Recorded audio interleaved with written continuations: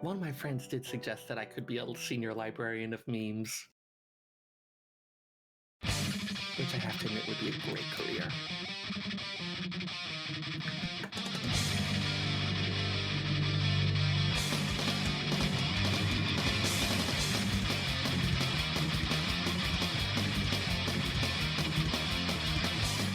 Phoenix Down Radio is on the air.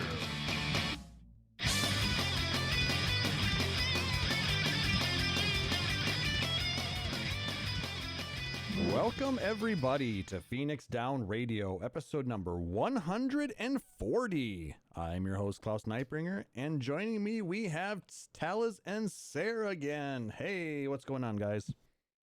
Not much. It's been a while since I watched the intro. I do not remember there being so much harp action in the intro. Yeah, it's been that way for how many years now? No, I haven't watched the intro in like 3 years or something. They've added a lot of instruments to the perform command. You could like do an entire band of yourself. Do you realize how much work that was to get that running? Nope. Yeah, we're not going to do that.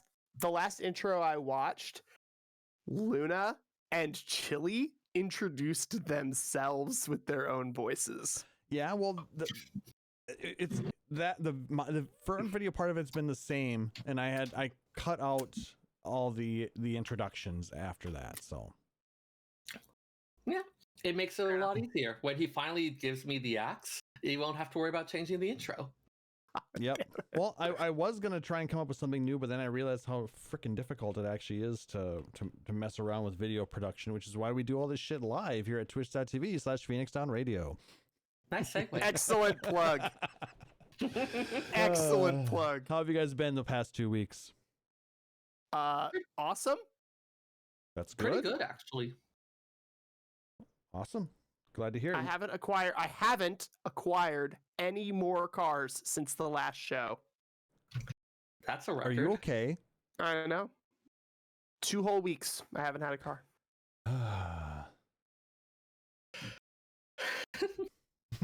Awful. It's awful. I'm working on fixing it. Don't worry.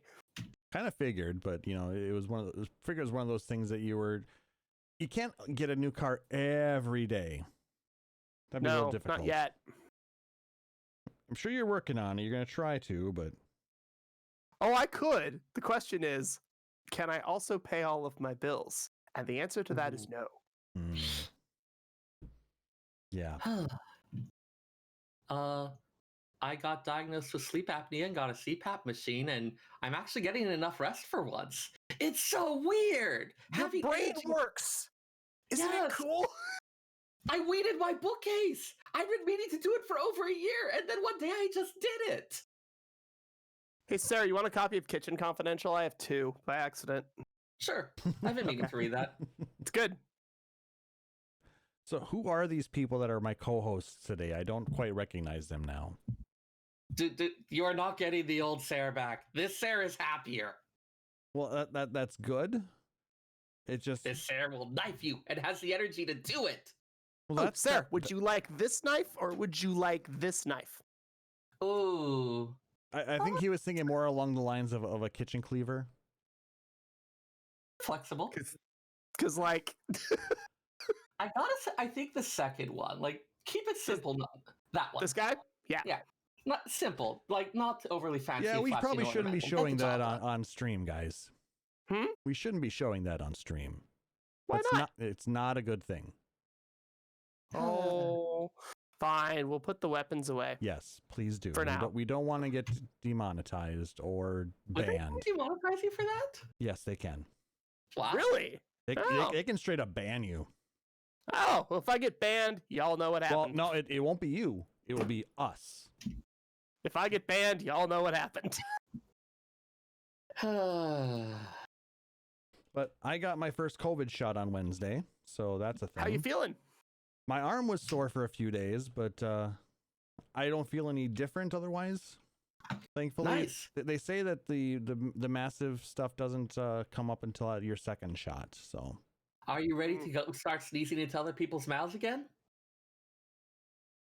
That was a thing people did in the world before, right? I can't really remember. The fuck? Oh, I will say I am very much done with the whole like candles on a birthday cake thing, because you just blowing on food that other people eat is weird. Yeah, I will agree with that. Done with that. What about like say a candle on a ceremonial slice, like just for the style of it? That's fine because you're the one eating your own germs. Yeah, that seems But reasonable. Yeah, there's not on a also we communal created a piece of new food. term at work for people that have gotten the COVID shot and gotten the weird sick sneezy thing. We've gotten used to wearing masks, right? We all have masks on when we're at work. So when you forget that you're not wearing a mask and you sneeze, instead of sneezing into your elbow or into the back of your hand or whatever, and you just sneeze, and it's more sneeze than you anticipated, but you are maybe having your partner little spoon in front of you as you're laying on the couch watching movies, you then slime that person. Oh, So we have now created a new term called Nickelodeon. nice.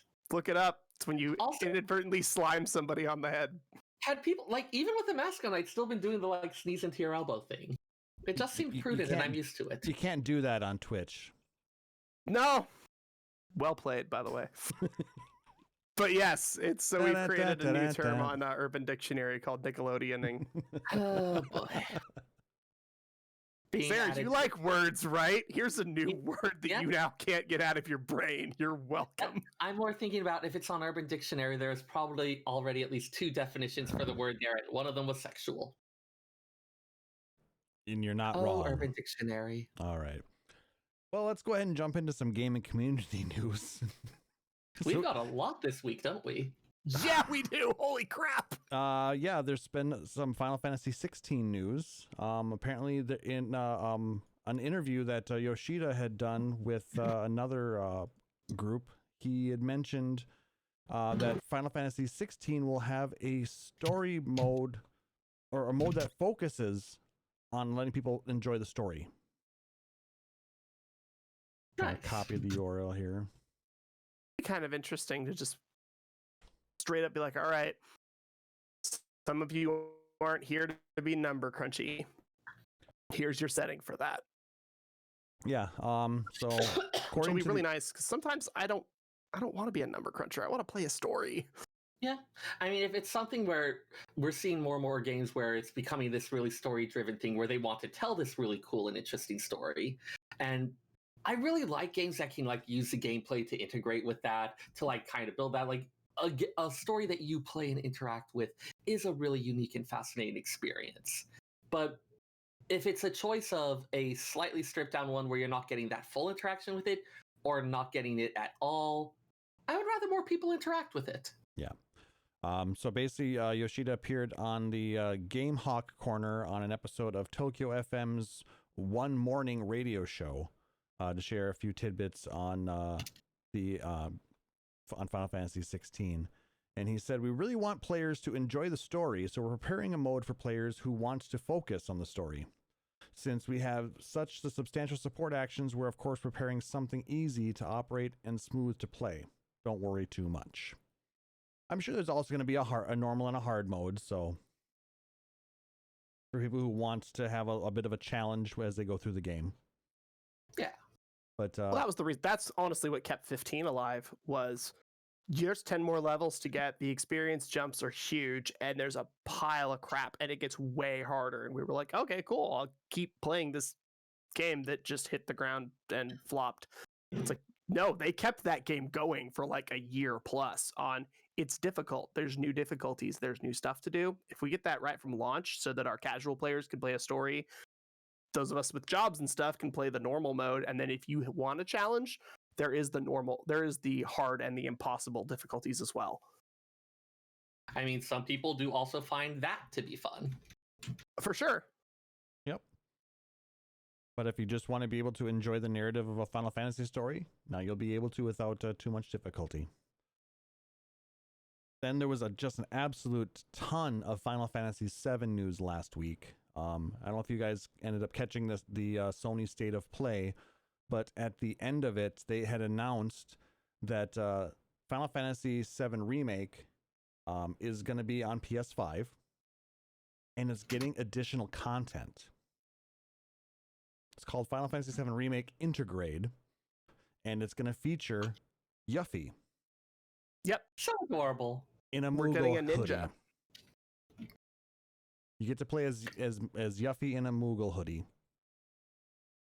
I mean, Seems good. She's going into Midgar, enemy territory. She's got to disguise herself. As a Moogle. Yeah, it's I believe something like about a 2-chapter equivalent scenario, add-on content that's not required, but adds to, fills out stuff. Now, what they had also said that anybody who currently owns the PlayStation 4 version will be able to upgrade to play it on the PlayStation 5 for free.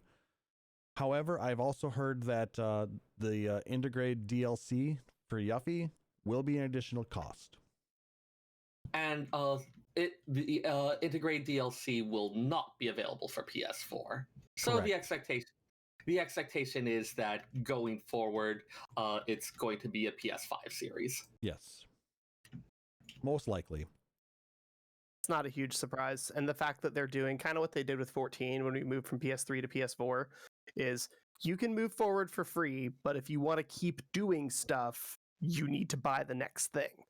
Yes. That's 100% correct. Yay, they figured out a method. Shortly after the State of Play, they also announced 2 new mobile games that are going to be coming out. Now, we talked about the terms The First Soldier and Ever Crisis in a previous podcast. Well, now we know that Final Fantasy VII The First Soldier is going to be coming out for iOS and Android this year. It is going to be taking place before any of the known soldiers. It's going to be kind of like the precursor to this whole story. Perhaps even the first soldier. Hate it. And it looks like it may actually be kind of like a battle royale kind of game. It's gonna play very differently than most of the Final Fantasy VII games that we've seen. Maybe similar to Dirge of Cerberus. That had some shooting, didn't it? Or is that a side scroller? This was, yeah, a third-person shooter. Okay. It was a third-person shooter. Okay.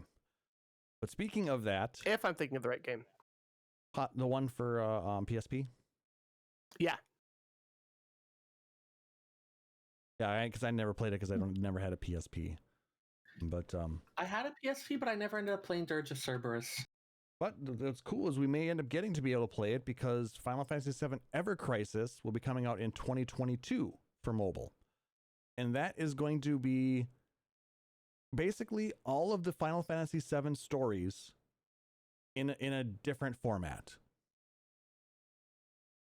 It's hard to explain, but here, what I'll do here, I actually should have copied and pasted these into the text. Yeah, throw the It's like you got after Crisis, before Crisis, Crisis. So AC, BC, CC, DC, and then was Ever Crisis? And then Ever Crisis. So next up, we can expect something that would shorten to FC? A Free Company? possible. Ooh. Final Fantasy VII MMO. You heard it here first. And last. No one else is going to be reporting this. No one else. No. Nobody else wants to report this. So let Seven die. So I just posted the trailer for Final Fantasy VII Remake Intergrade. This next one here is going to be for The First Soldier. Like I said, that one's coming out this year. Give me a second here. Oh, God. I just love Yuffie. Yuffie? I keep hearing different pronunciations. I believe it's but Yuffie since there's two Fs. She's just like so fun and silly, and a friend of mine still refers to her as nothing but traitor for the whole materia theft thing. Even Ketchi got forgiven for the whole like being a Shinra mole. But Yuffie? Nope, traitor forevermore.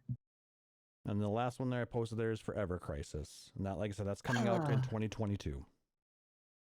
Oh man, I wonder if we'll see more people cosplaying just in order to be able to wear that Moogle hoodie. Because I absolutely would. Well, we know that the sales of the Moogle hoodie or the Moogle blanket thingy on the Square Enix store are going to go up.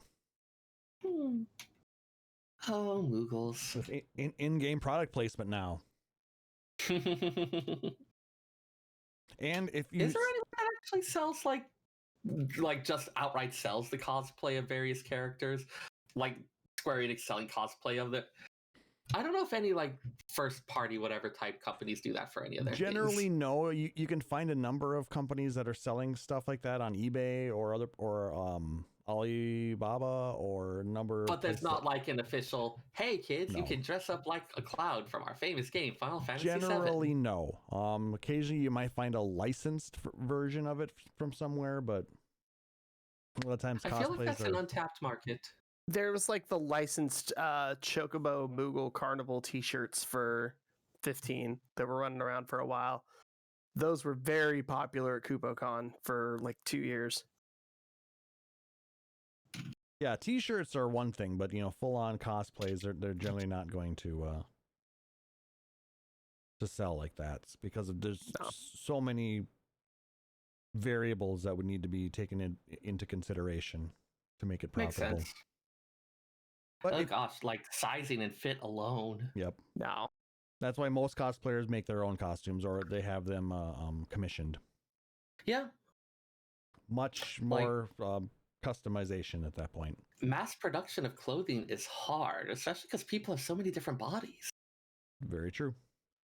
And if you happen to have not purchased Final Fantasy VII Remake yet, and you have PlayStation Plus, it is currently free for the month of March, along with a few other games. But just be warned, if you end up getting Final Fantasy VII Remake in this way, and then you go to a PS5, you will not get the PS5 version for free. No, you have to buy the actual copy. But if you are just going to play through it one time, or you're just interested to see what the hype is about, sign up for it. Yeah. Also, like all PlayStation Plus games, if you don't have a PlayStation Plus membership, you don't have access to the games that were in part of that membership when you got it. Yep, but if you restart it up again, you'll get access again. Ooh. Yep. Does that mean if I resubscribe, I'll get access to Detroit Become Human again? Yes. I always meant to play that a bit more. Yes, that is correct. Yeah. It's weird, but it did some fascinating storytelling. Yep, I ended up picking that one up. I think it was from like late last year. Yeah. But I never actually played it because my PS4 drive is so freaking full. It's a fascinating game. Has some problems. There's some stuff that's a little weird and corny, but I thought it was interesting. Gotcha. I meant to try it, but like I said, it's just one of those things where I have a massive backlog of games that I need to play. I've got about Who freaking doesn't? 2 years worth of Humble Bundles to redeem and play. Dude, high five. Also, that means I don't need to worry about whether you need any of those codes. I actually just canceled my sub on that finally. So it's like, I as much as I love supporting Humble Bundle, giving them my $13 a month for games that I'm not playing anymore. Yeah, probably not quite worth it at this point. Yeah. A number of the ones that were showing up were things that I was actually like, oh, hey, this was on my Steam wish list, so... And then some other news that I ended up catching today. Apparently, all Final Fantasy games are 50% off on the PlayStation Store right now.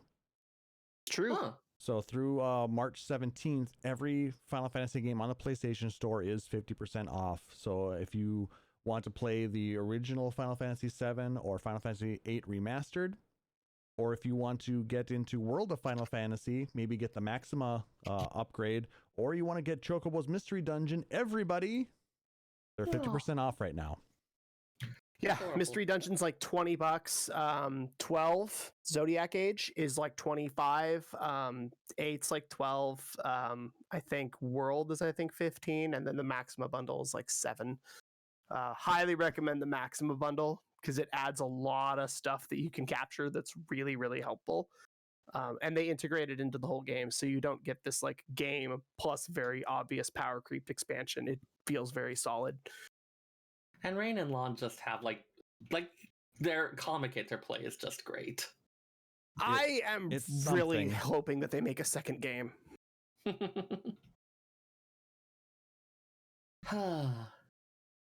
So yeah, that's the news I was Good able stuff. to find on this. So I suppose our next thing is we should probably start talking about some music, huh? So I want to throw another shout out to Final Fantasy Fandom for once again giving us all the information on the songs for the Final Fantasy VIII original soundtrack. And we are now on disc 2. And the first song of that one is called My Mind.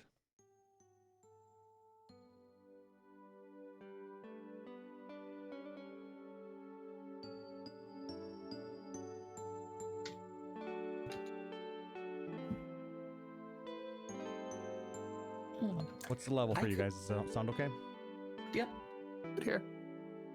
This totally feels like something I would hear on a smooth jazz station late at night driving through like the desert or something.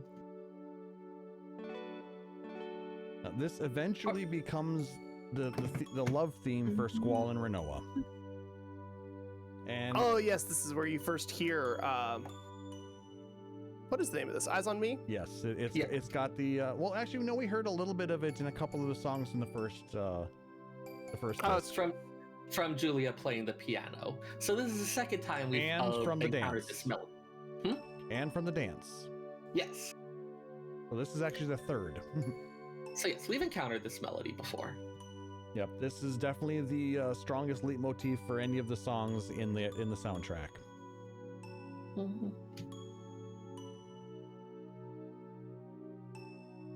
But Pyrocat's in the chat saying it sounds like a lullaby. Yes, it very much does sound like a lullaby. Oh yeah, there's totally like a little bit of a music box feel to it. Mhm.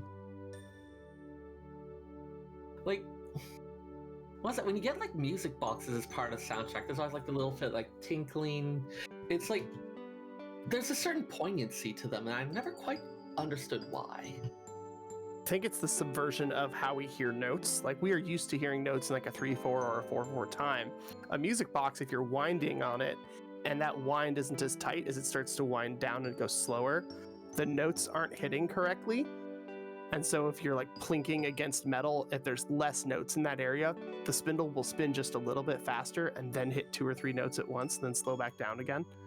So your Oh. brain is trying to fill in space that isn't there. And yeah, like having it like speed and slow like that, it almost sometimes feels like a little bit of an organic living thing. I can imagine this tiny little thing just limping along. It's doing its best. It's okay, little song. You can do it. We believe in you. Just me? Just you. Just you. Okay.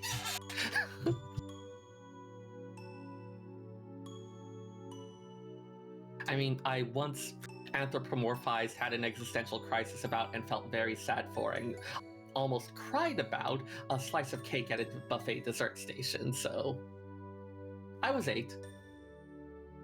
I was actually gonna wonder how last week went for you. I didn't think it was gonna go that different. No, that's kind of that's how Seyrr rolls. We all know this. I just have a lot of feelings, guys. I know. So many feelings. All right, let's go ahead and play our next song. This one. This is The Mission. I feel like we should have had an image tabbed up of the mission, like the like model train on the Right. table. Ugh, I love just like starting with the violins and just building and layering more on. You said moron. Yes. Whatever. No, that was last week's episode. Or last Oh, episode.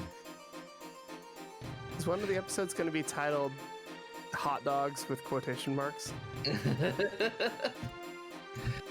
So yeah, as did the you name get a hot dog suggests, for this is- episode? Hmm. You got your hot dog this episode?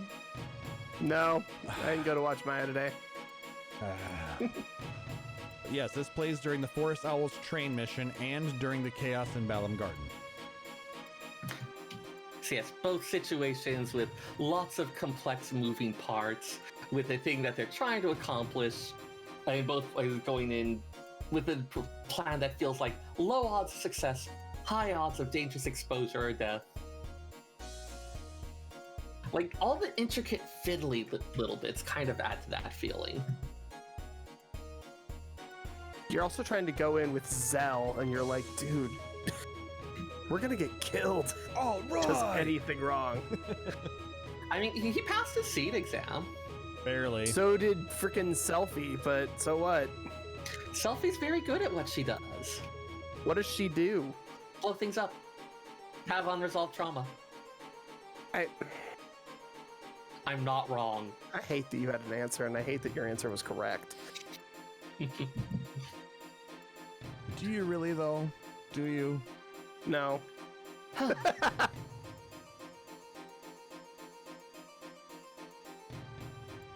All right, it's basically just kind of repeats on and on after this point, so we'll go ahead and jump into the next one. I just like, it's like This is one of those moments where there's a lot of text that you have to go through, so the song is way longer than it needs to be. Yeah. But this is the song that plays when we first arrive in Timber. Martial Law. Gonna be real, I don't like this song because this is the song that was playing when I saved my game and the save corrupted and I had to start over at the beginning of disc 1. Song's great. That's my memory associated with it. Not great. But yeah, I mean, it's kind of what it says on the tin. You've got this town that's under martial law, so you've got kind of this like little bit of oppressive feel, this feeling of like shady stuff going on, looking carefully around every corner.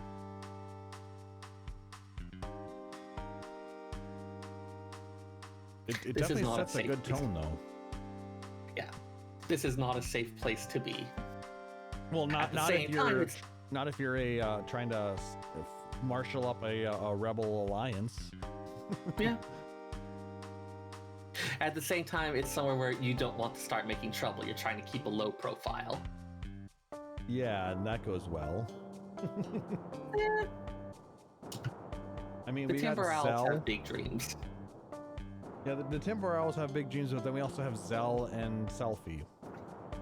Oh my god, you keep bagging on poor Zell and Selfie. We're Well. gonna.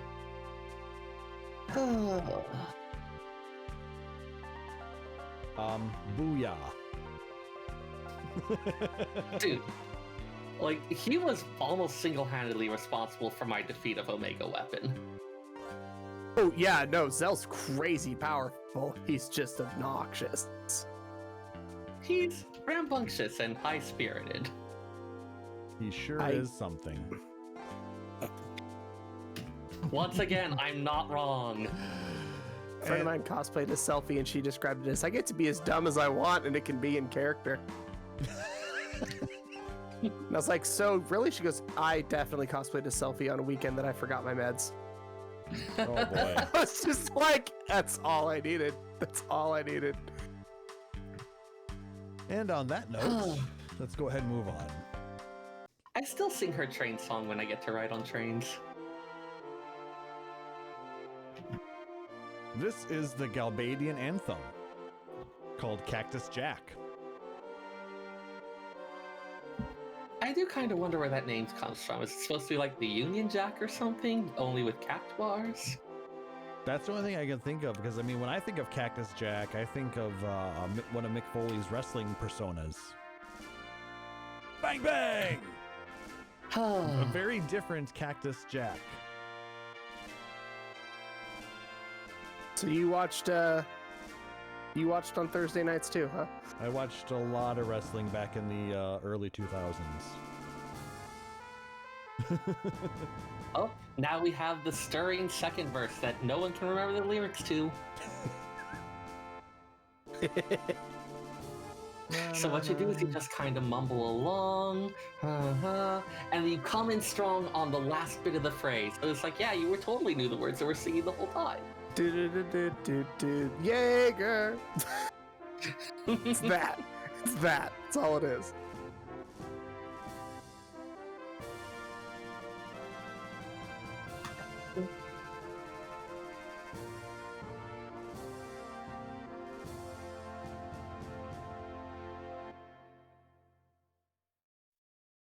It's an anthem. There's not a lot to say about it. There's some from distant shores of Arthur kind of notes going on as well. And it's like, oh, yeah, I've heard this one. When you've heard Yeah. one anthem, you've heard them all.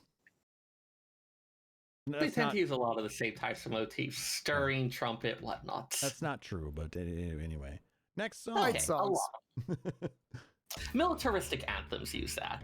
And if you're going to talk militaristic nations, you are talking Albania. This one has an interesting name. It's called Only a Plank Between One and Perdition. It plays in suspenseful scenes. Yeah, like I get what they're going for, like kind of like the hair's breadth, just this tiny little thing between you and Doom, but that exact phrase is weird. It indeed is. But I remember, like, for instance, that I believe it was the D District prison that's like the 3 drills where you're hanging from it as it starts to drill into the sand, and so you need to like actually move along to the beam to get out of there, and where you will get a game over if you don't manage to do that. That's stressful. I mean, it was fairly easy to do. I just wondered once, so I went in the opposite direction of the way you were supposed to just to test it. But it is supposed to be like this kind of tense, suspenseful thing going on. Yep. This also plays when fighting Bahamut and Ultima Weapon. Also tense, stressful. The Ultima Weapon. Yeah, this is the Ultima Weapon fight music. I was like, I remember this song, but from a different spot. But still a very tense situation. Oh, yeah. As you're flipping through your spells and being like, is it worth losing 16 max HP in order to cast this? Well, maybe.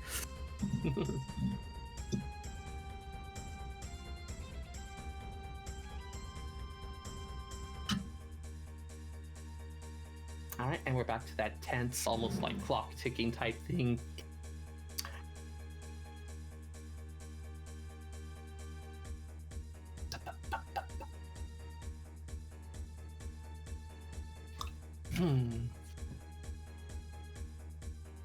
I think we've gotten the idea on this. Well, it's one. almost over, so. Yeah, this is the slow, also the clock tick percussion.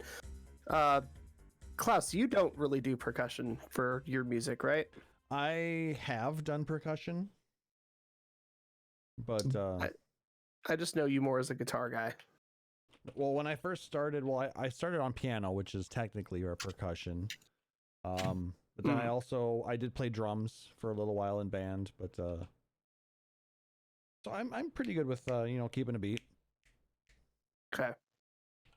I was just wondering if there was like any specific piece of terminology that is reflective of like that clock ticking piece of 60 ticks per minute as part of music.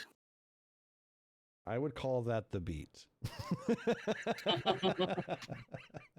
I don't know if 60 BPM. There you, I mean, that's slow. yeah, it seems like it's And actually like faster than 60 BPM. That's why I was like, I wonder if there's actual terminology for it. Unfortunately, I didn't do percussion either. All right, well, let's go ahead and move on to the next Syncopation is song. coming to mind, but I don't know if that's No, like it's- actually this or something No, else. that was definitely not syncopation. No, just like something that involves like kind of like beat and offbeat stuff. I thought you said something Anyway. totally different, and I'm gonna go ahead and move on. We're just gonna slide right through here to the next track. It's like, ooh. Next track. Next track. Oh yes. This is Succession of Witches.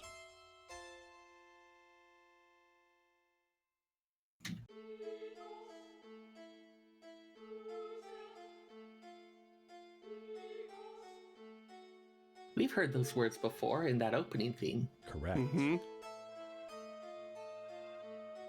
This is the first sorceress theme. It first plays when the party initially encounters Ultimecia in Timber. Well, when Ultimecia is possessing Adia. Yeah. We meet the sorceress. Yes. Who we know as Idia.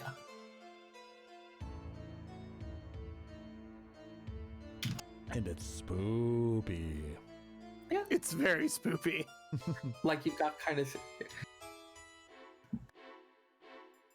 There's the violins. Before that, you have like, was that harpsichord? Yes, it was. Yeah, kind of like those higher tones. Like again, you're getting a lot of these like kind of mystical and like vaguely threatening.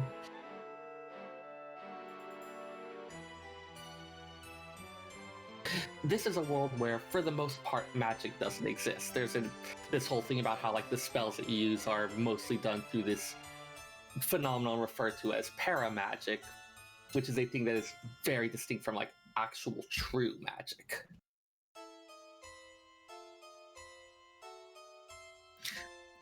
So a sorceress is a thing of mystery that scares the people a bit. And they're pretty powerful as well. Mm-hmm. And when the throw this icicle through your chest. Okay, sure. Seems like a bad Thursday night, but all right. When a very powerful militaristic force is employing a sorceress, that's bad news. Yeah. And it kind of repeats at this point, so let's go ahead and move on to the Galbadian garden theme. Yep. There's gardens all over the world, all of them technically independent, but there's technically, and then there's the realities of their situation given the military force being massed nearby. It's a very... Go ahead. Galbadia's in a little bit of a difficult situation. Galbadia Garden is in a difficult situation because of Galbadia's actions, trying to strike a nice balance. They don't want to actually have to engage in a fight if they don't need to. But trying to stay neutral in the situation, also difficult. But this theme is very, very different from Balam Garden. Balam Garden is like a happy school where you're learning kind of a thing that's a little bit over the top. And then Galbadia Garden's like this, welcome to the military academy. Yeah.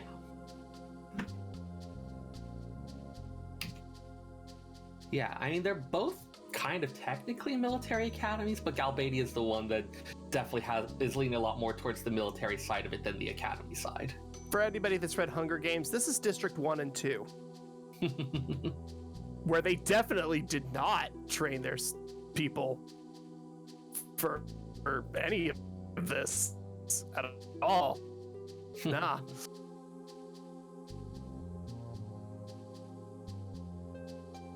Yeah, even the color scheme is a bit like harsher, darker. Lots of red and blacks, I remember. As opposed to the navy blue and silver that we had. Yep.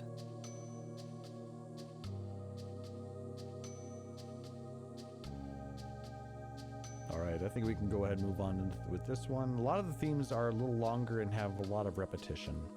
Yeah. This is the part of the game that there's a lot of dialogue to go through again. Yeah, there's a lot of table setting going on.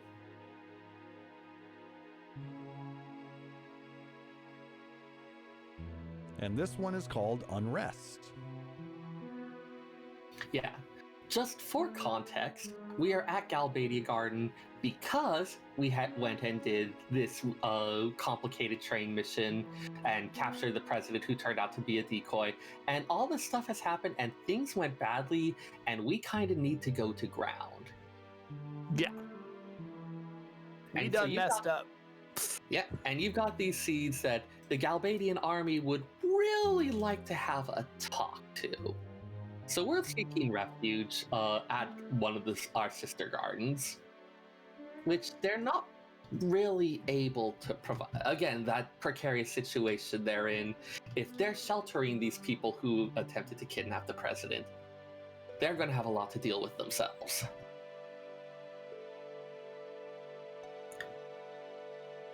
And so we're moving from, oh, like, hey, we are mercenaries fighting the good fight and all that, to welcome to the harder adult world. We are criminals. We are for hire criminals. Yeah. Also teenagers. Also protagonists and friends. Oh, Japan.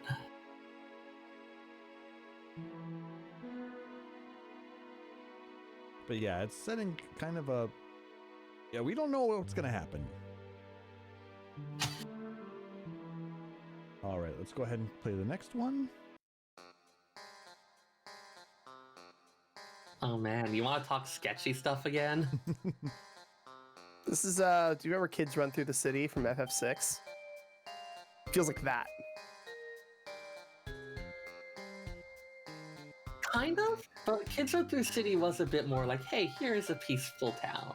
And this one feels not necessarily that it's not peaceful, but It's definitely not a place that you go visit on purpose, unless you are really screwed. Yep, this is the theme for Daling City. It's called Under Her Control. yeah. This was the place where we went to for our seed exam, where we were helping defend them against the Galbadian attack. And then, after they seized the control tower, did their thing, we ended up withdrawing, and we can see how that worked out for them. I do like that we get to go back and kind of see the fallout of, like, here's what happened after you left. Here's what happened after you ran out of here. Just following orders. I thought Daling City was the capital of Galbadia. Oh, I'm thinking of Was it? Dalet.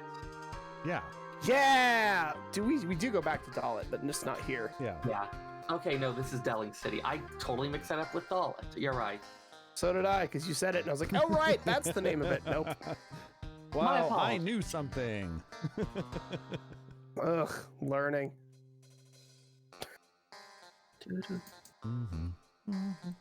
But yeah, So in that case, having this to. is kind of like the... Oh, go ahead. I was gonna say it's just kind of interesting having to take their bus system in order to get where you need to go. They have some quite interesting looking buses. Yeah, they've got like some weird old like 1950s buses that are just weirdly designed. Reminds me of the train cars in Nagasaki, honestly. Yeah. Also, keep in mind, this is we've talked a bit about the tech level, and this is one that has a higher tech level, but for story reasons, has a lot of other limitations we wouldn't normally expect.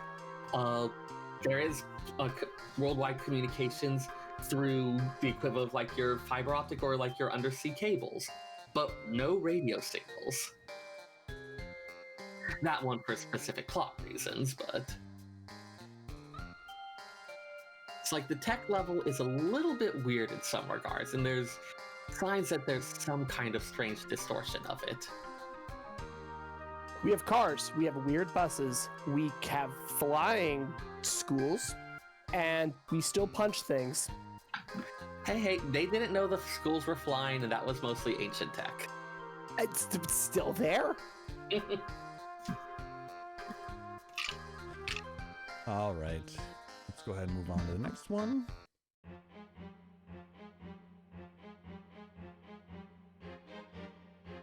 Some shit's about to go down now. You were talking about stage setting. Yep, this one is called The Stage is Set.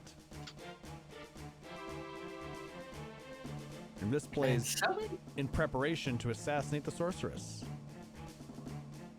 So many high precision operations. I mean, it makes sense.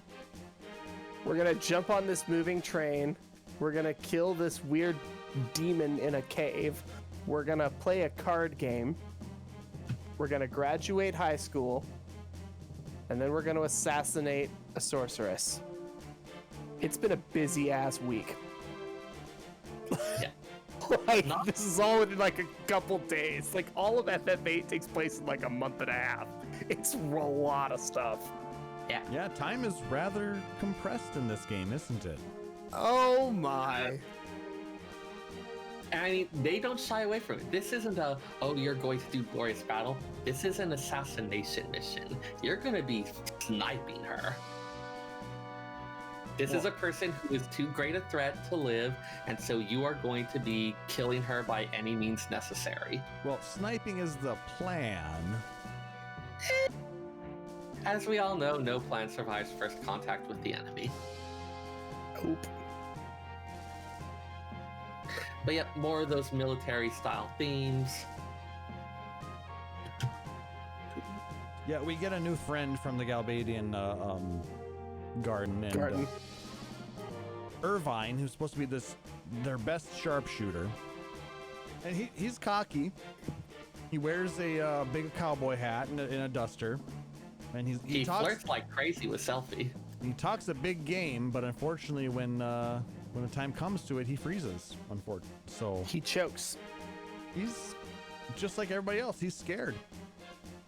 He's also a kid, just like us. He's a garden soldier, just like us.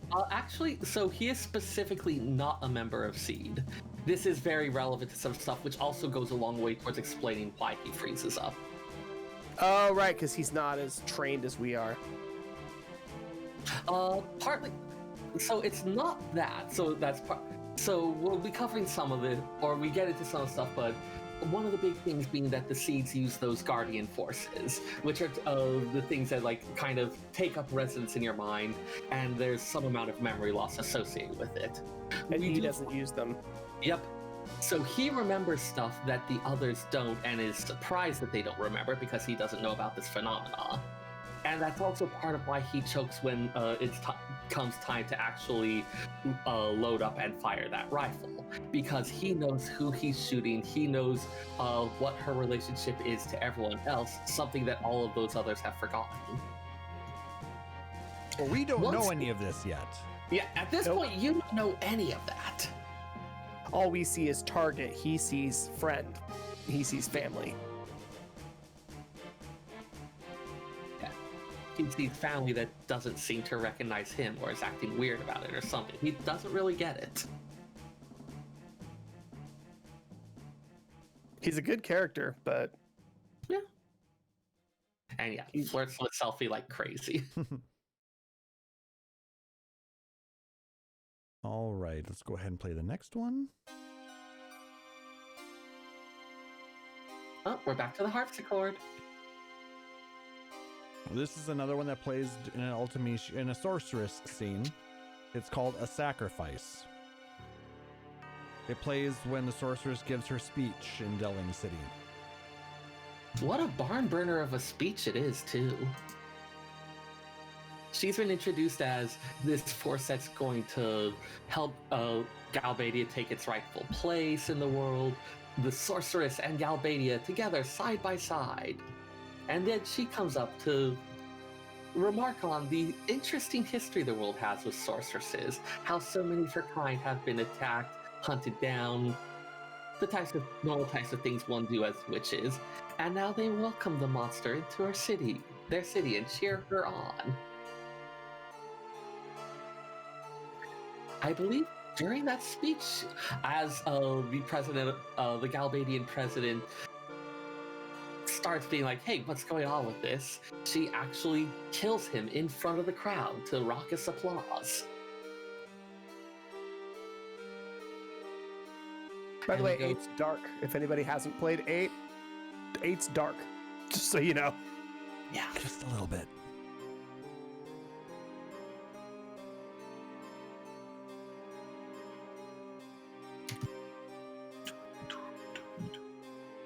Yep, hearing a lot of those instruments we heard before.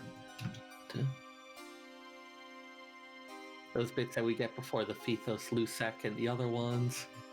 So kind of suggesting a lot of those same motifs. Elegant, graceful, will crush you into a tiny little ball from a distance with a wave of her fingers. She is power incarnate. Love her and fear her. I have no idea where most of that came from. I was gonna say, I was like, dude, you okay? like that came out real good. I was like, damn, dude.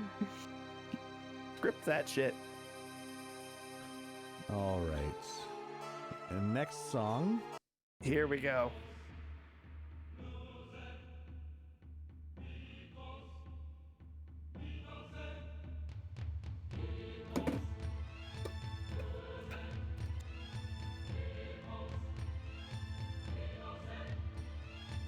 Phethos, Lusec, Wikos, Vinosec. Say that 10 times fast. Oh man, and this is just even more impactful with the visuals. So you have this FMV of a great celebratory parade through the streets of Delling.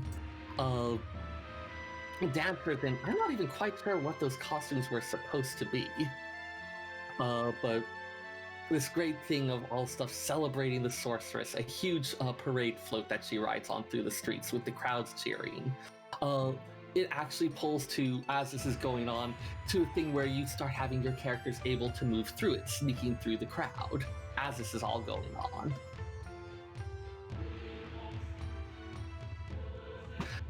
Like, you've got those same tune motifs, but there's almost kind of a bacchanal feel to it. We have abandoned all sense and reason, and we are losing ourselves in the spell of the sorceress. All right, some interesting notes about the title of this song. Phthos, Lusec, Wikos, Vinosec actually is... The name is an anagram of the phrases succession of witches and love.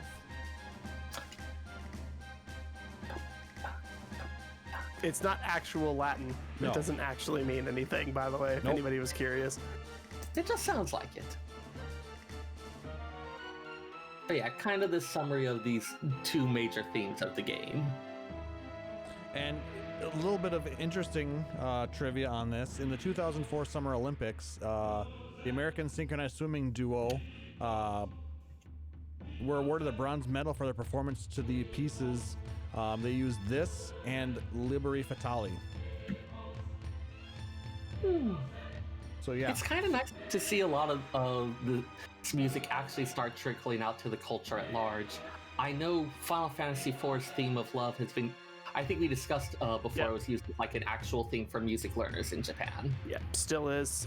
There's been pro wrestlers that have used names off of Final Fantasy VI. Songs from here get used in skating and swimming. It's been around. It's getting bigger. Yeah. And this song's 20 years old. It's enough to be a classic. Oh man, can you imagine oldies stations of the future? Can you imagine not ever reminding me of how finite the universe is ever again? I mean, just think about it. You could hear this and maybe Skater Boy afterwards. No. The universe isn't finite, but we sure are. Stare into the void. Nope. Nope. Enter Sandman, followed by Skater Boy, followed by WAP.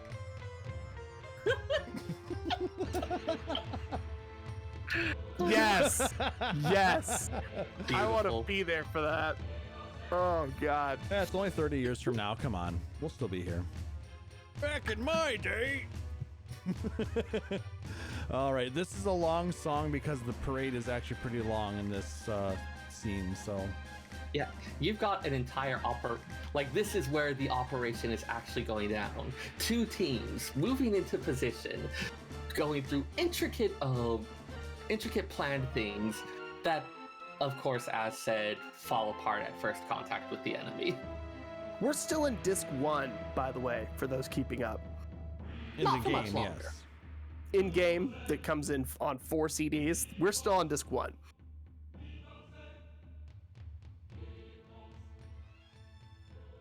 All right. Our next song plays in the sewer system of Delling City. Which we shouldn't even really be in, but things go wrong fairly quickly.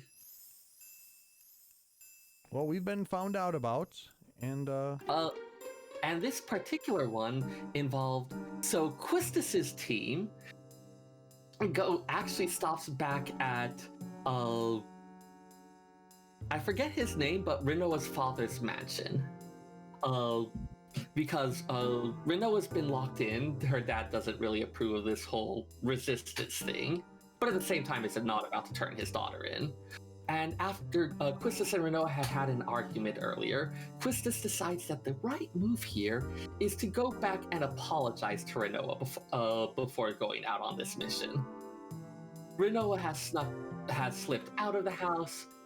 Quistis comes in along with the other two in her team to promptly end up locked in the room. and their only We're way out starting- is through the sewers. Yeah, I mean, we're starting to see some more of that whole, like, questions about her judgment that may have led to her losing the job as the instructor. So caught up in the feelings that she compromised the mission. Oops. This also plays during Galbady's invasion of Balam.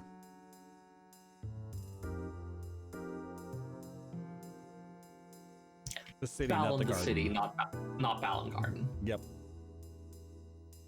Occupation, I would say, more than invasion. It's not like the active type thing. It's more of the, again, Well, you have kind to of some similar. You have to invade before you can occupy. But we've got the kind of similar motifs as to martial law. Okay, invasion and subsequent occupation. How's that? That works. I'm just going by Seyrr what has specific words that he likes for everything, and if you don't hit it, he won't tell you what words he wants. He'll just make you figure it out eventually. Nuance is important. These words have different meanings. Everything's a sledgehammer if you're brave enough. Well, then you should go to the wiki and fix it then, Seyrr. Okay. Well, that's what wikis are for. So, all An right. organized place to argue with other nerds on the internet. And so, Quistis's team does manage to make it through the sewers to the big gateway just in time for the sorceress's float to enter it and to bring down the gates, locking the float in there, pinning her down for that sniper shot. Yep, which we get then in with this song.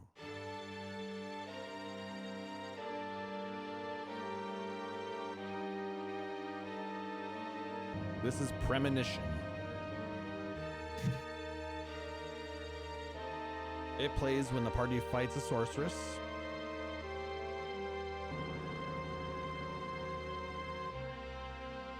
And we fight a number of sorceresses in this game. It's true.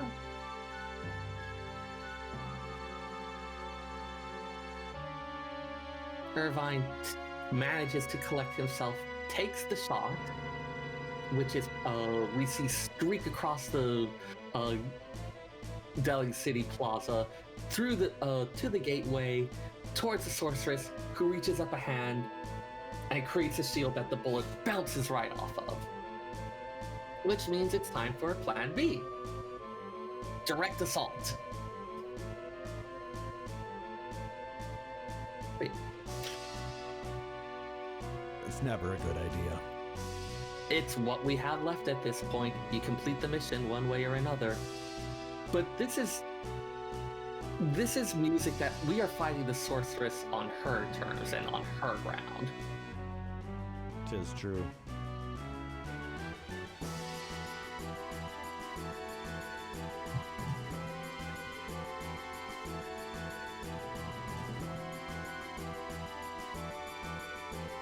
And it's a pretty intense fight.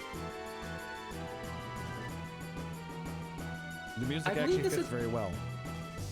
I believe this is also the one where we have to, one of the ones where we end up having to face Seyrr as well as Edius Knight. Yep.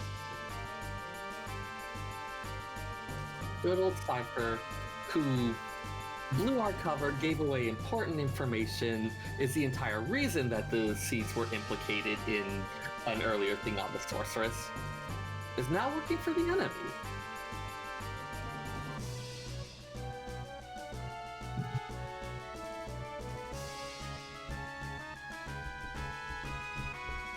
We do fight Seyrr. I don't know the next time we see Raijin and Fujin, though. It's in Balam. Okay. So I know it's relatively soon. So I remember they're there with the invading Galbadian forces. Yeah. They're in the We hotel. fight them at the hotel. All right, I think we can go and move on. This is another one of those longer battle themes. Yeah. Again, drawing a lot of those elements from the other pieces we've heard before. Yes.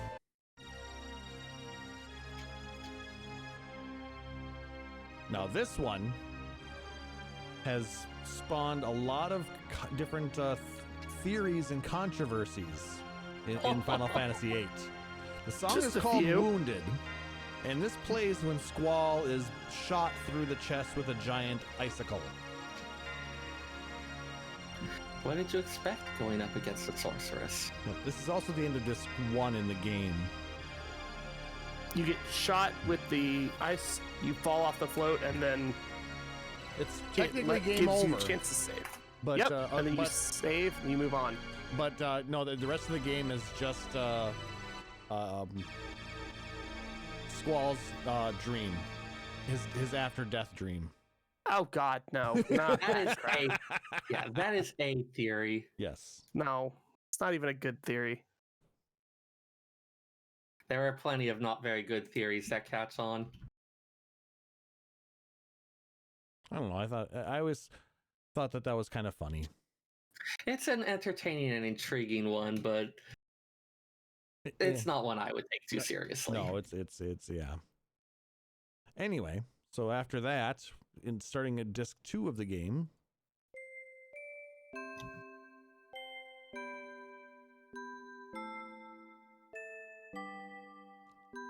this is called Fragments of Memories. Now, I believe we start disc 2 in Laguna's world, Yep. and this Where's the- plays in Windhill while Laguna is there, and during some flashback scenes. Yep. We had actually had a second Laguna sequence before this happens, where as Galbadian soldiers, Luna, Ward, and Kiros are exploring a strange facility and fighting against the Estar army. They make their way through it, are attacked, seriously injured, manage to escape in the end by jumping off a large cliff to the bay below. And so we reopen on now living in this peaceful town.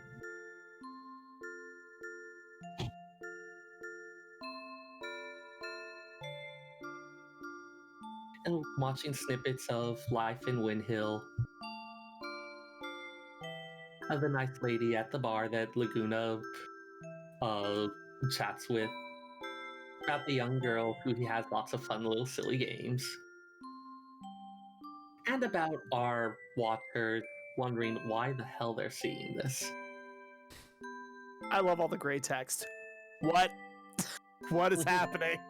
Just have no idea what's going on still. I remember the one, Sir Laguna's so dreamy.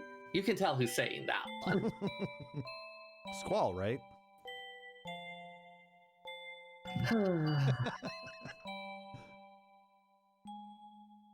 But yeah, it kind of also has the lullaby kind of feel to it, Yeah.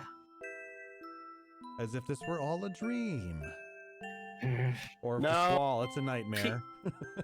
It's peaceful life in a little out of the way village.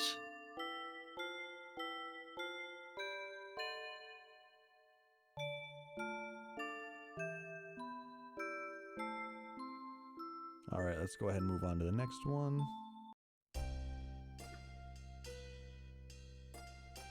Now this plays when we come back and are jailed. Yep. This plays Waking at up. the D District Prison. Yep. Because it's a Square Enix game, so we have to end up in jail at some point. Of course. I mean, after a failed attempt to assassinate the sorceress, it's a wonder we weren't executed outright, but this is a more modern time. We put people in jail pending trial, and then we'll execute them. Most of the seeds wake up together in a cell.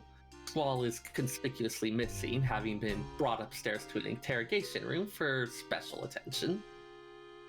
Don't like that.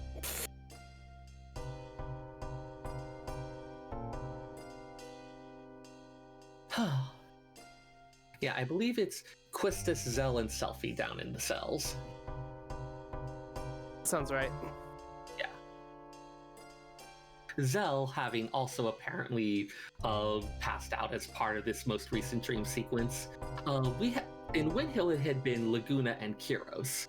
Ward made no appearance, and we find that Zell had actually seen things through Ward's eyes, where he had been a janitor at that very prison.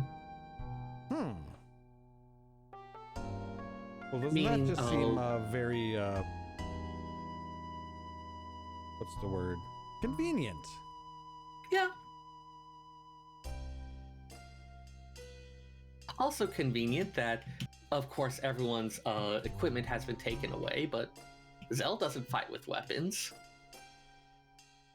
Yes. Jail. Squaresoft's 90s. We got it. You figured out a thing that works. We do this exact mission in like Chrono Trigger and a couple other games. Same general idea. Your one fist-based character can fight. Yeah, Final Fantasy VII had you locked up as well, though there it was more that after a while things were opened up when Sephiroth came through and slaughtered everyone and took Genova. Mm-hmm. It's a good design for a level. Yeah. Do you understand the system? Here's an opportunity to beat your characters. Yeah. The the prison itself has a confusing design, multiple rings and levels moving up and down, attempting to find a way out and finding doors that seem to lead out, have walls of sand behind them, or bring us out on high towering spires, even like with no rhyme or reason as to where we seem to come out of it. Sure, it'd be nice if we knew somebody that worked in the maintenance department of this building. That'd be nice. Yeah. All right, let's go ahead and play the next theme.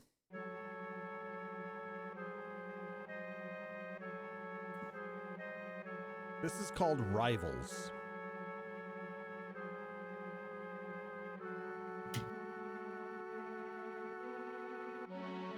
It's as close to Cypher's theme as we really get. Or is it he gets to having a theme? He doesn't have a musical theme, so to speak. No. This is more along the lines of it kind of shows the rivalry between Cypher and Squall. Yeah. Cypher talks a bit about his romantic dream. Not romance to the sense that we often think about it in terms of like lovey-dovey, having someone to, but like in the terms of like big, sweeping, like romantic in the old style. Let's see. Characterized by an idealized view of reality, like the old romantic movement. Kind of like, here is this dream, here is this wonderful, beautiful idea. Cypher sees himself as the Sorceress's Knight. It turns out pretty much because of a thing he saw on TV when he was a kid. We've got a lot of broken... Yeah, we've got a lot of broken kids here.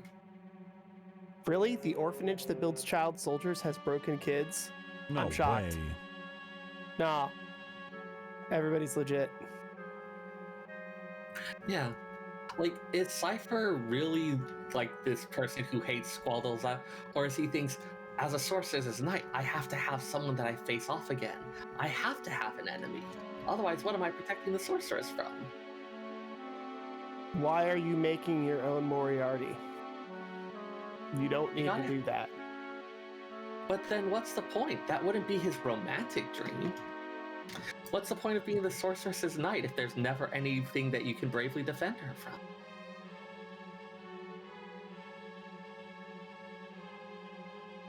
So there's an episode of My Little Pony. Not this time. Yes, there is. It was when there was no problem for her to solve, so she made problems. Oh yes. Yeah, Right, that one. that's very real. Today I will cause problems on purpose. So you're telling me that everything in life has a My Little Pony episode counterpart? I mean, possibly. I mean, I already do that for The Simpsons. Why not add another property?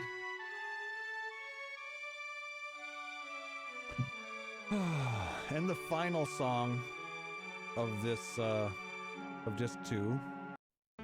Because is a very sweet song.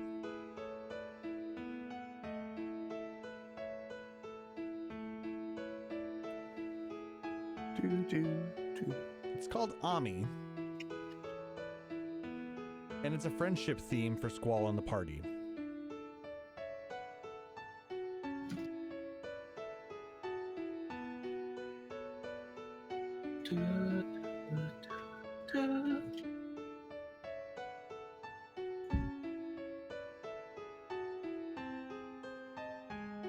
Like, I could imagine a piano student playing this, like after school activity kind of thing.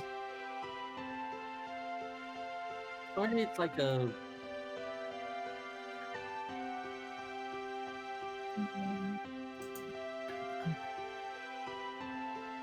Like, yeah, something I might see in a slice of life anime.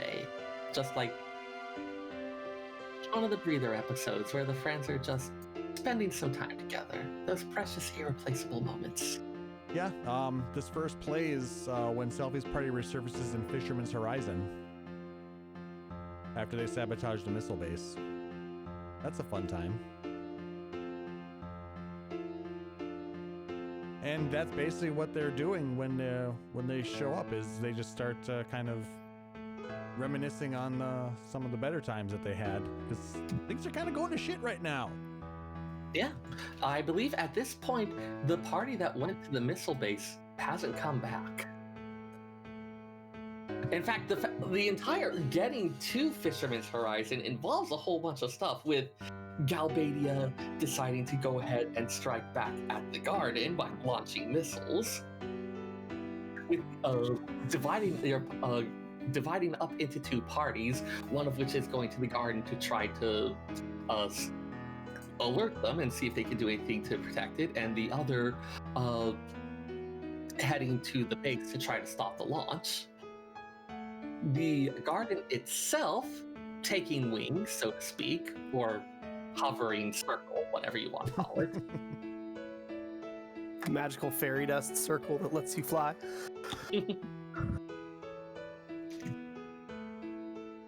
And promptly crashing into the sea and then floating for a bit, because no one actually knows how to drive it. Why would they?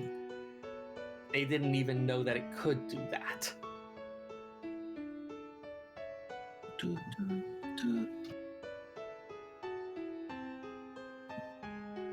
So, yeah, a lot's happened, and now they've washed up in this pleasant little town full of accumulated junk and rubble that's built itself up into a city, populated by people who really aren't down with this whole mercenary life thing and would prefer the Garden not stick around. Make your repairs in GTFO. Yeah. But in the meantime, they just have a little bit of a respite. I mean, they're not monsters.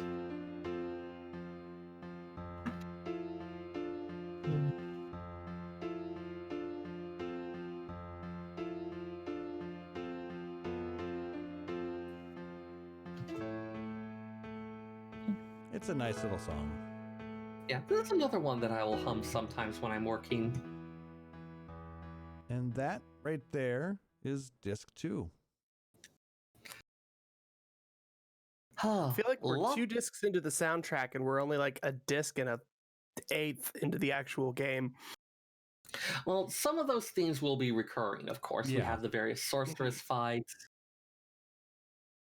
Yeah, This one, it's less character themes, and it's more leitmotifs of like topics that are happening, like the romantic aspects, the cities under occupation, the mystical sorceress.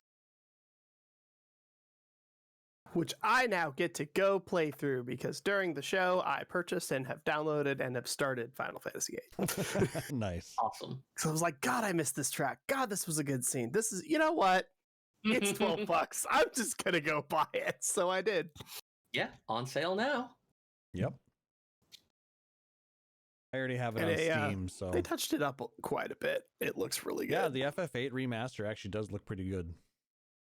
Man, I should get that. I was thinking of just like getting it out of my old PlayStation, but it feels like this would probably just be nicer. And then have for the, $11 after tax and it's already on a system that's plugged in that you don't have to do anything to, and your save file is on a solid state drive and not on a mem card. I am convinced. Yeah. Or, like I said, if you have Steam, you can buy it there as well. The remastered version is available there too.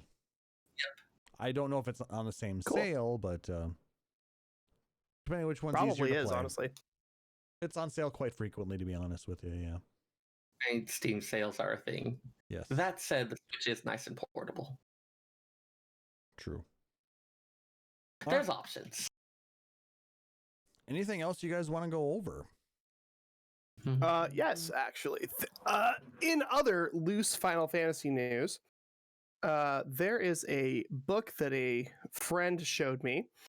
It's called Surpassing the Limit Break, The Psychology of Final Fantasy, edited by Anthony M. Bean, PhD. It's available on Amazon. It's available on Kindle. You can also get a paperback copy. It's a collection of essays about the philosophy that goes behind some of the games, not necessarily game design, but the design of the characters, the worlds, and how everybody is thinking, creating their actual methodology of how they work as people, and then turning those people into a character that you can put into a narrative.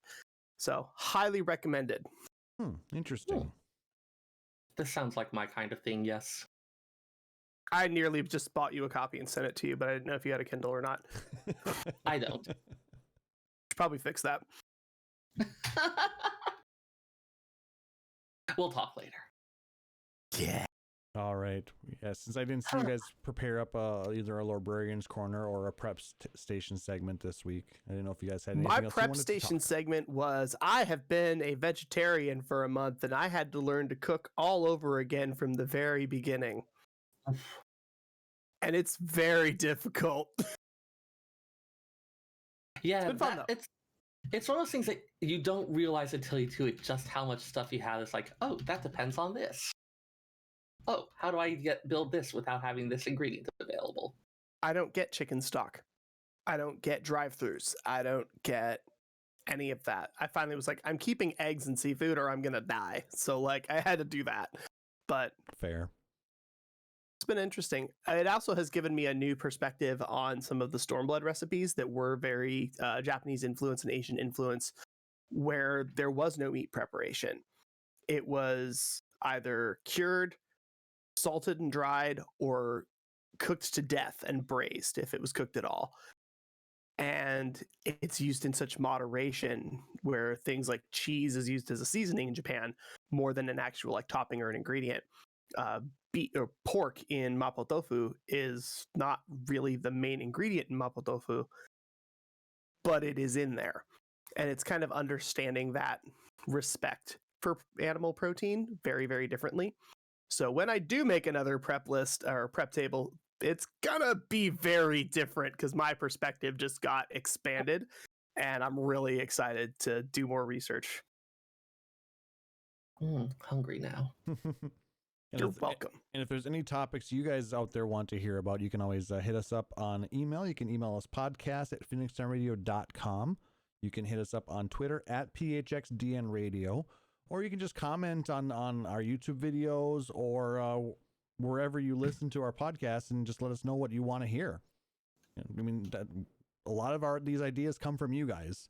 Probably one of the best places you could probably do it is on our Discord channel, because we have a number of different rooms available there. So we've got a library corner. We post we've got pictures and talk all kinds of stuff. Yeah, we talk a lot of shit too. We do. That's like the entire point of it. Yeah. Yeah. Anything else? Tonight, not really, man. And I'm okay with that. We had a lot of Final Fantasy news. We had a lot of news 2 weeks ago as far as where we're getting with 14 and its expansions.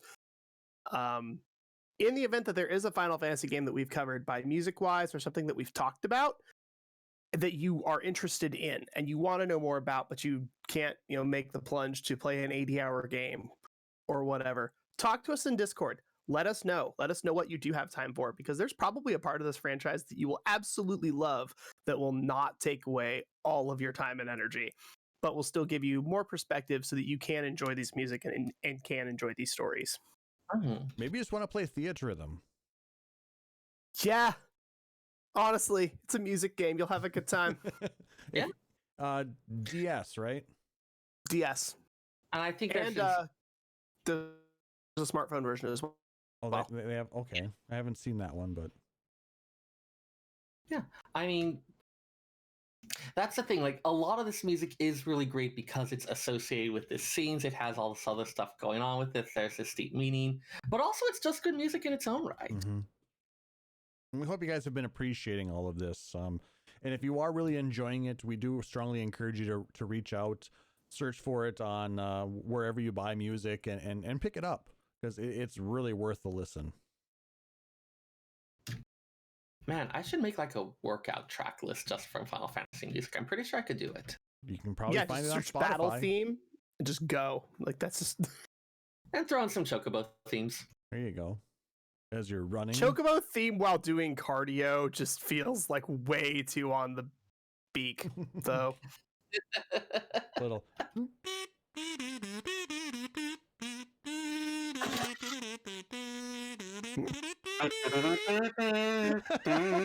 And this was a bad idea. You want to know what's a worse idea? Now he's got the uke. Oh man, we could start a twee indie band. Nope. Now, wow, I haven't tuned this in a while. Sorry. And on that bombshell, that's going to do it for this episode, guys.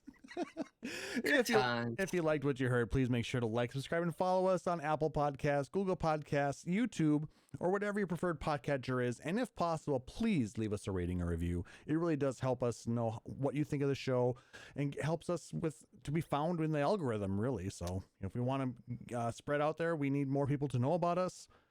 Throw up those likes and comments.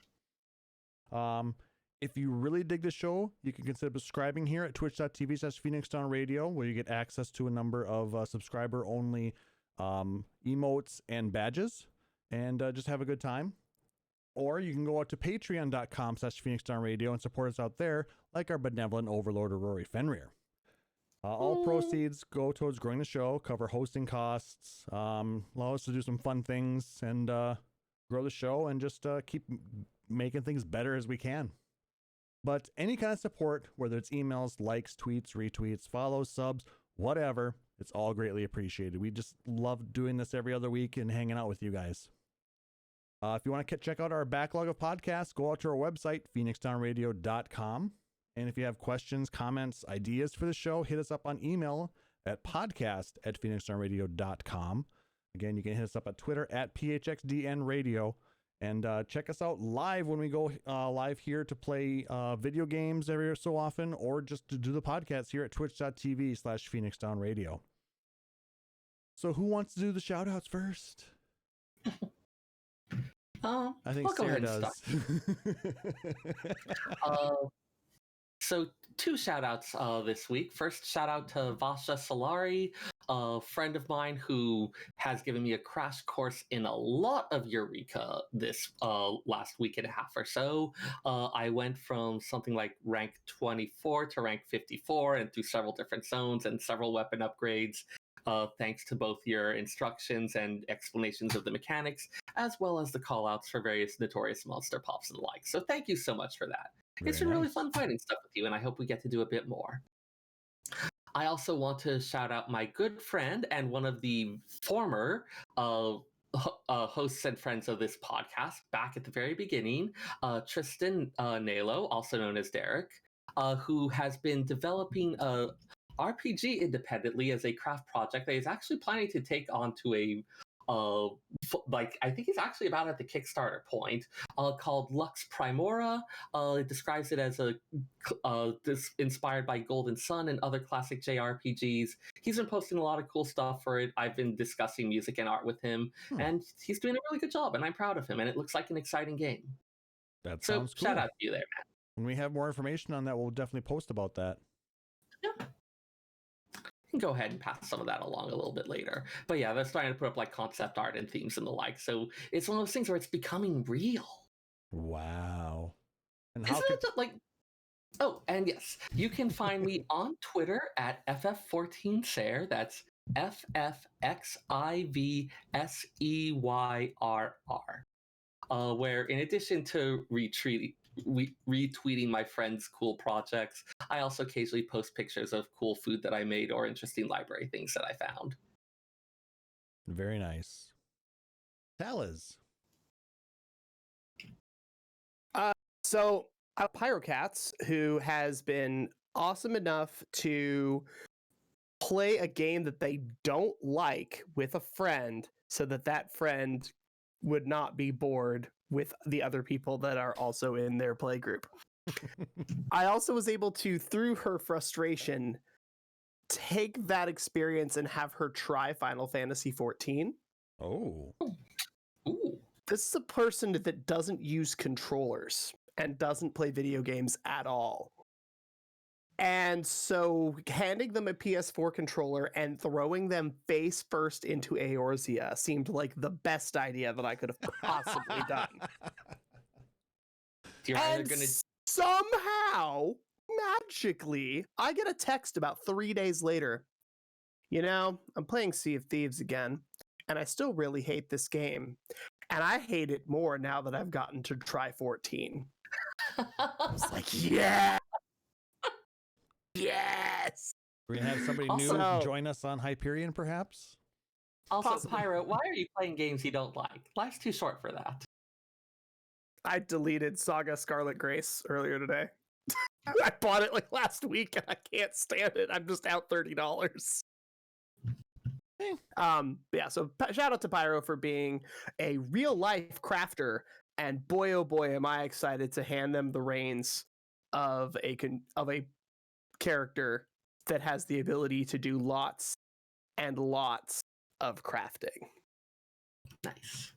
I have a sneaking suspicion Pyrocats is going to be a mentor very, very quickly. Also, always shout is. outs to Robin, one of my FFRPG players and longtime Final Fantasy XIV friends, for constantly tagging me in healer-themed anti-tank memes. Because first off, fuck you. Second of all, they are funny. And also for showing me the book on Final Fantasy psychology. What's wrong with tanks? Nothing. Except for when they have healers that are grouchy. But I didn't do anything. I taught a scholar what shirk is for. They did not like me. Whoops. I mean, Anyway, if you want to find me on social media, you can find me on some of it, but not most of it, at Marvelous Tofu. I post basically nothing because I forget that I have social media installed on my phone, and I have no idea what my Facebook password is and haven't for like 3 months. I basically, if I delete it off my phone, you'll never see me again. Also, I just feel the need to throw in that shirk is just how we get back at being rescued into pits or into the middle of like big cleaves. Hey, so Seyrr and I are tanks, by the way, if y'all couldn't figure that out. I'm still maining Seriously. warrior. What are you maining warrior as well? Yep. No. Like seriously, one time Spender rescued me across the gap in Leviathan Eden just to see what it would do, and because we were doing all right on damage. Whee! Oh God. And Don't eat the tank. why not? It's always fun. I want to shout out This is- to my in-game friend Saki. I was just at her wedding during the show. Congratulations on your ceremony of bonding. I almost said ceremony of bondage, but Oh yeah, they could have Yeah. named that way better. yeah. Congrats on that and your free teleports to your significant other. Those are I haven't been to one in a while. They're kind of fun. They are fun. Yeah. If you go with a good group of people, they're really fun. If you don't go with somebody that like really likes G-pose, you're just like, cool, what are we supposed to do? If you have people that are really good at G-pose and are really interested in the lore and the backstory and the role-playing aspect of the game, you're going to have a great time. Mm-hmm. If you go with your raid group, you're probably going to be in and out of there in about 2 minutes. Yep. Yeah. Which is sad because a lot of times people are splurging for the $20 package so they can get the mount. So yeah. It's such a pretty venue too. It is. And It'd be even better if they stocked those pools with fish. Just saying. yeah. Also, they Stop really fishing in the church.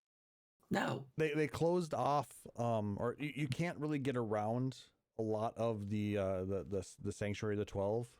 A lot of it's blocked off. You know, most of the maps in ARR were opened up so you could do flying now, but you specifically cannot fly around the Sanctuary of the 12. Hey, like, frequently when they have the Valentine's event, you get to go to the gardens and back. Yeah, but that's an instance area. Like I said, the actual overworld part is closed off. Oh, Sure. So it's very hey, guys, we didn't talk about like Valentine's Day or Little Ladies Day at all. Yeah, we did talk about it a month ago. Very Did little. we? Okay, Yeah. it's this week and it ends soon. Go get your MacGuffins that you can only get once a year. Oh, geez, I should do that. Yeah. If you haven't done it yet, go do it. Otherwise, meh, it was another event. And Every holiday, I'm like, okay, I will not wait until the end of it to get it done. I'm not going to be rushing around doing fates at midnight on the last day. And then you're going to be And doing how'd that fates on go? the last night on midnight. Well, I've still got more than 24 hours, so we're Not still much okay. more. Not much more. You better hurry. Yeah. And if you want to follow me on social media, I am at PHXDN_KLAUSS out on Twitter. I occasionally post out there. Most of the time I'm trying to just get by in life. So social media is kind of it's something we should be doing a little more for this, but I'm kind of feeling like Taliz is kind of worthless in a lot of ways. I'm seeing a lot of crap, but I mean, there's some good stuff out there. So make sure to find the good stuff in social media and ignore the crap. Yeah. So it is something that's a really nice way to stay connected. It's just also so easily leveraged in unpleasant ways. Mm-hmm. unfollow the news, follow the memes. You'll feel much better afterwards. You'll Also the still cute get the animal news too. That's the best part. Cute animal pictures. All right. So for my co-host, Seyrr Timono, for Taliz Marvelous, I'm Klauss Nightbringer, wishing everybody a wonderful evening. Thank you again for joining us, and we will catch you on the next one. Take care. Phoenix Down Radio is a production of PhoenixDownRadio.com and Illusion Productions. Final Fantasy XIV and Eorzea are trademarks of Square Enix. In-game content for Phoenix Down Radio is the copyright of Square Enix. Open to music for Phoenix Down Radio is provided by Guilty Gear Rock You. Check out the Metal Chocobo theme cover and many other music videos at youtube.com/Guilty Gear Rock You. Closing music for this episode is provided by Guitar Wanker 90. Please check out their full version of Matoya's Cave and other rock video game covers at youtube.com/Guitar Wanker 90. The views and opinions expressed in this episode are those of Phoenix Down Radio and its hosts and do not reflect the views of Square Enix.